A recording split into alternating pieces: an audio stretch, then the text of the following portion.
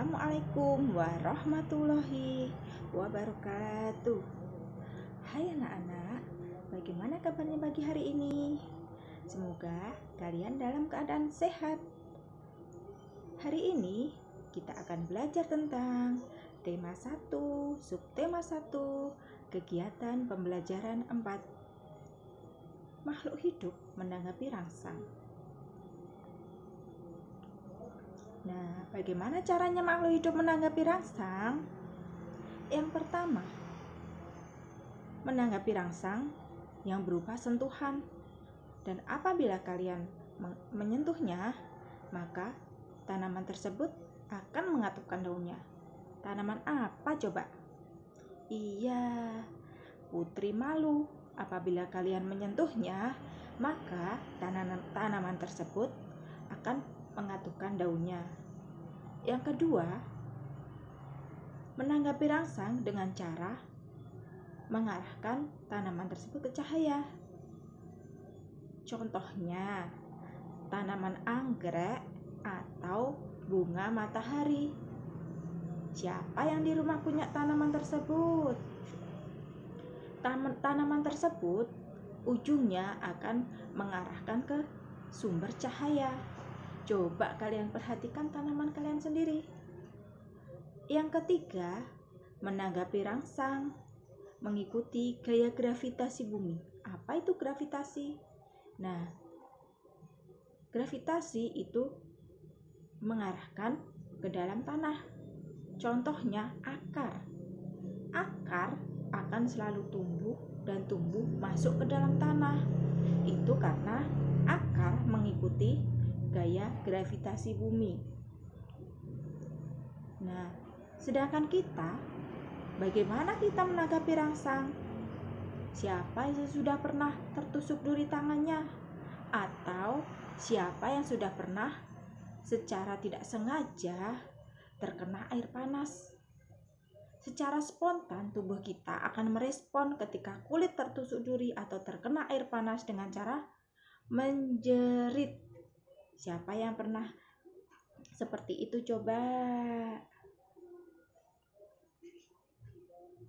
Kita harus mensyukuri kesehatan kita, karena dengan kesehatan kita bisa melakukan aktivitas apapun yang kita sukai. Nah, bagaimana caranya? Yang pertama, dengan berolahraga secara teratur. Apa saja ya olahraganya?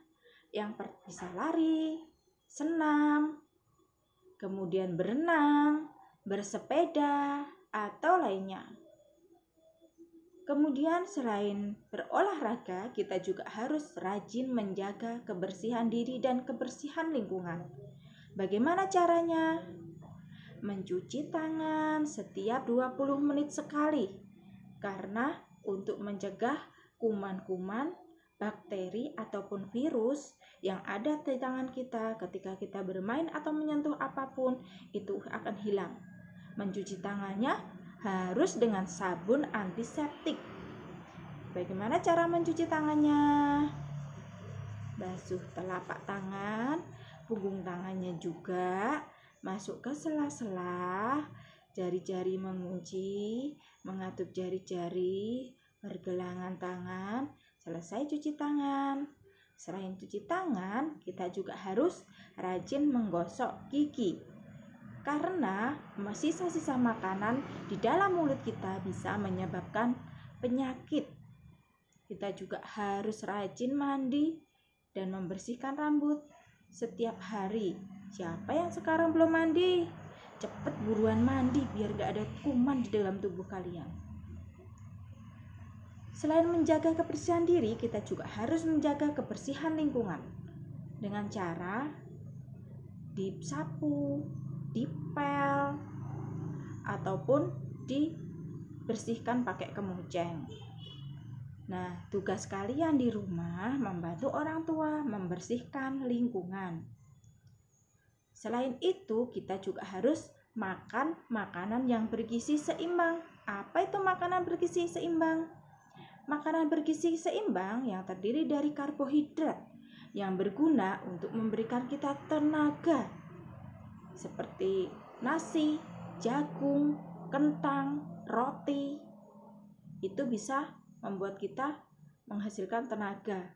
Yang kedua, protein untuk pertumbuhan dan perbaikan sel-sel tubuh kita. Didapat dari telur, daging, ikan, kacang-kacangan.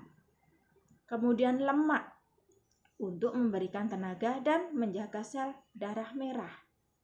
Kemudian vitamin dan mineral untuk mencegah penyakit. Nah, mulai hari ini kurangi jajan kalian yang tidak bergizi. Kalian makan makanan gizi seimbang, karena dengan makan makanan yang seimbang kita dapat mencegah diri dari segala macam penyakit. Nah, bagaimana dengan tumbuhan? Kalau manusia atau hewan bisa mengambil di sekitarnya, bagaimana dengan tumbuhan? Tumbuhan membuat makanannya sendiri. Bagaimana caranya? Caranya, dari air dan mineral yang ada di dalam tanah diserap oleh akar. Kemudian, cahaya matahari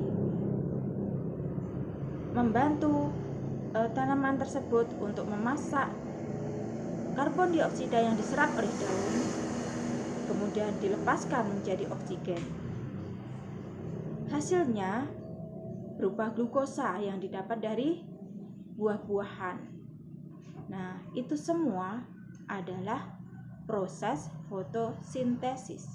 Jadi, fotosintesis adalah proses pembuatan makanan pada tumbuhan. Kita akan masuk ke dalam matematika. Kemarin kalian sudah mengerti tentang nilai tempat. Sekarang kita akan berlatih penjumlahan bilangan 4 angka tanpa menyimpan. Bilangan 4 angka tanpa menyimpan itu ketika dalam penjumlahan ada 2 cara. Yang pertama, cara bersusun panjang. Sebagai contohnya, Bu Guru mengambil angka 2135 ditambah 3412.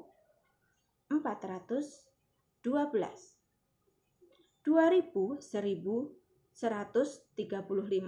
sama dengan 2000 ditambah 100 ditambah 30 ditambah 5. Kemudian 3412.